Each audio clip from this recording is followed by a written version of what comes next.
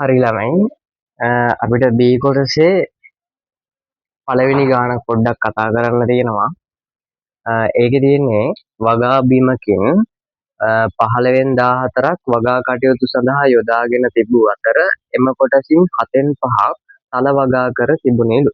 එතකොට මෙන්න මේකේ වගා කොටසක් තියෙනවා. හරිද? මම ගත්තා මේ වගා කොටස. මේ වගා කොටස අපි හිතමුකෝ 15න් 15යි කියලා. ඔන්න ඕකෙන් වගා කරලා තියෙන්නේ 15න් 14යි. වගා කරලා තියෙන්නේ වගා බිමක් තියෙනවා. ඒකෙන් 15න් 14ක තමයි වගා කටයුතු කරලා තියෙන්නේ. එම කොටසෙන් 7න් 5ක් තල වගා කර තිබුණා. එතකොට මෙන්න මේ කොටසෙන් 7න් 5ක් තල වගා කරලා තියෙනවා. මේක තල වගා කර තිබුණා. පළවෙනි ප්‍රශ්නය අහනවා තල වගා කර තිබූ බිම් කොටස මුළු වගා බිමෙන් කවර භාගයක්? එතකොට තල වගා කරපු බිම් කොටස නැහනේ පළවෙනි ප්‍රශ්නේ. එහෙනම් පළවෙනි ප්‍රශ්නෙට උත්තර ලියන්න ඕනේ 14 බෙදීම 15 තමයි ඔක්කොම. ඒකෙන් 5 බෙදීම 7ක්. මේ ස්ටෙප් එක ලියන එක අනිවාර්යයි. හොඳේ. එහෙනම් 14 බෙදීම 15 ලිව්වා. තුන් වෙනුවට ගුණ කිරීම 5 බෙදීම 7. මේ 7ට මේ 14 කැපෙනවා 2යි. මේ 5ට 1යි. මේ 15ට 5ම 3යි. දෙවරක් එක 2යි. තුන්වරක් එක 3යි. හරිද? එතකොට මේකේ අන්තිම සුළු කිරීම 3න් 2 තමයි එන්න ඕනේ. හරිද? මගේ පහසුවට මම මේක තුල්්‍ය භාගයක් විදිහට 15න් කියාගෙන යනවා. හරිද? ඉස්සරහා ගණන් ටික හදන්න පුළුවන් කියලා. එතකොට 15න් කිව්වොත් මේක 5න් වැඩි කරන්න ඕනේ. මේකත් 5න් 5 අර 2 10යි. 15න් 10යි. හරිද? මේකේ කියනවා තල වගා කිරීමෙන් පසු වගා කටයුතු කර තිබූ ඉතිරි බිමෙන් 4න් 3ක් මුං වගා කර තිබුණේලු. තල වගා කරාට පස්සේ ඉතිරි බිම. තල වගා කර දැන් ඔක්කොම 15න් 14යි. ඒකෙන් තල වගා කරලා දිනවා 15න් 10ක්. ඒක හදලා පෙන්නනවා. එතකොට දෙවෙනි එකේ 15න් 14න් 15න් 10ක් අඩු කරාට පස්සේ 15න් 4යි. අන්න ඒකෙන් 4න් 3ක් තමයි මේ මුං වගා කරන්නේ. එතකොට 15න් 4න් 3. හරි 4 බෙදීම 15යි. 3 වෙනුවට ගුණ කිරීම 3 බෙදීම 4. 4ට 4 කැපිලා 15න් 3ක් තමයි මුං. මේක මුං. මේක තල.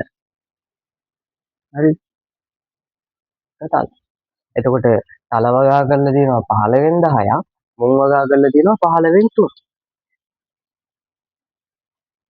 හරි තුන්වෙනි ප්‍රශ්නය අහනවා තල සහ මුං වගා දෙකට අමතරව එම බිමෙහි වගා කර තිබුණේ බඩේරුඟු පමණයිලු.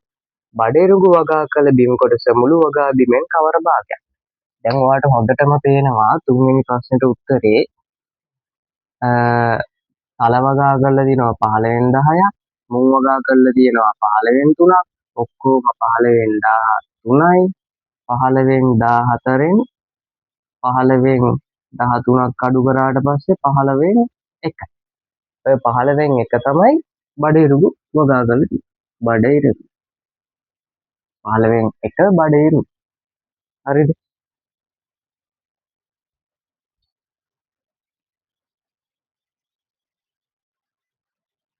හරිද? ඊට පස්සේ මේකේ අන්තිම ප්‍රශ්නේ අහන්නේ තල වගා කළ බිම් කොටස බඩේරුඟු වගා කළ බිම් ප්‍රමාණයට වඩා වර්ග මීටර් 450ක් වැඩිලු. තල වගා කරලා තිබ්බේ අපේ තල වගා කරලා තිබ්බේ 15න් 10යි. හරිද? බඩේරුඟු වගා කරලා තිබ්බේ බඩ ඉරිඟු වගා කරලා තිබ්බේ 15න් 1යි.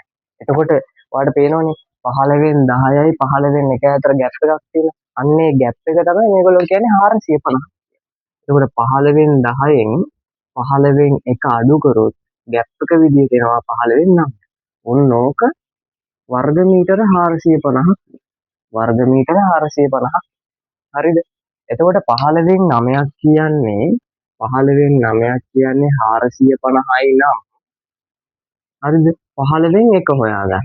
එතකොට 15න් 1 කියන්නේ 450 ඒගොල්ලන් 9 1 කරන්න නම් 9න් බෙදන්න. එහෙනම් 450ක් බෙදන්න ඕනේ 9.